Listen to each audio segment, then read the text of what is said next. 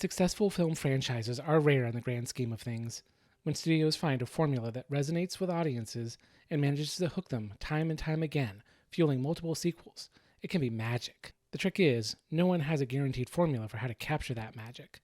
Despite the best efforts of some very talented people, despite many attempts to set up new franchises and cinematic universes, most fall very wide of the mark. But sometimes it's obvious that the key to a franchise's success are the characters and the actors who portray them. Obvious to some of us anyway, but if you're a studio executive who thinks that movies are products and that titles are brands, then you can just slap a brand name on a new product and bam, instant success, right? Right?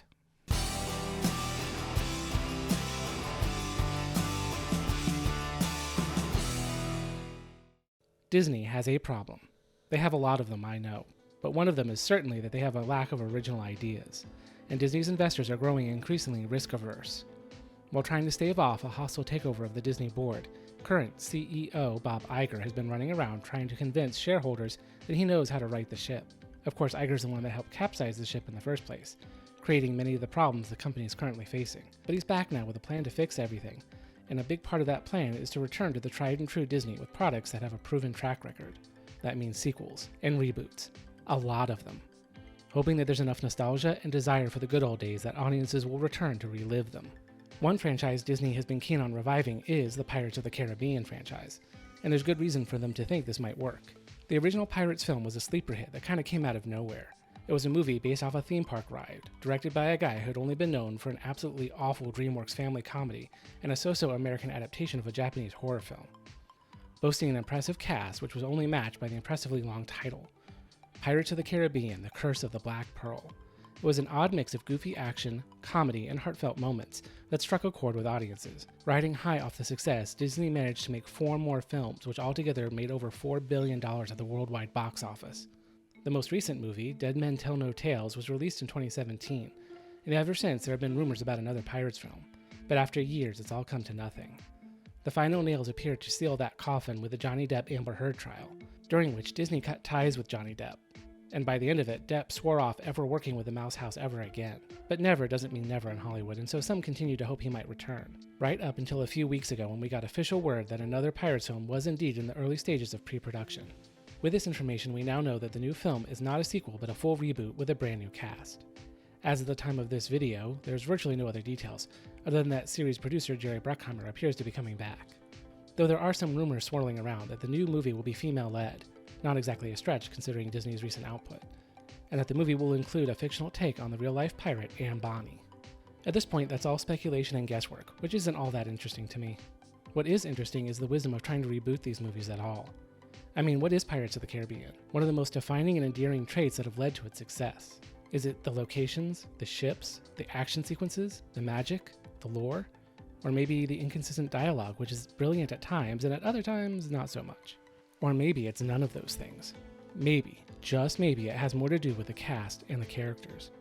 Johnny Depp's Captain Jack Sparrow, Jeffrey Rush's Captain Barbossa, Orlando Bloom, Keira Knightley, Jack Davenport, Jonathan Pryce. The pirate films have an outstanding cast who portray a compelling cast of characters who manage to carry 5 movies.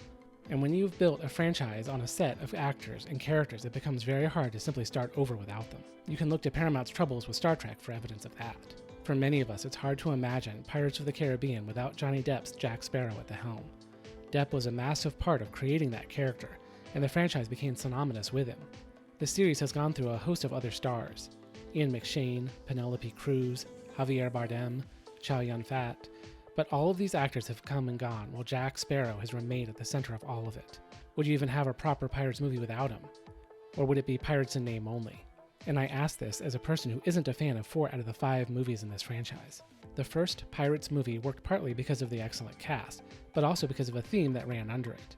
The character Jack Sparrow is presented as an honorable thief, and poses a question: can someone be a pirate and a good man? What makes an outlaw? What makes someone good? The play within this dichotomy defines Sparrow and Will Turner's narrative and character arcs. This is something notably absent from each of the sequels. But regardless of my personal perspective, the other movies played off what was considered to be the series' strengths, and much of that falls on actors like Johnny Depp and Jeffrey Rush. So you see, Disney faces a rather large problem replacing them. One, because of how centrally important they've been to the franchise, but also because of Disney's propensity to, well...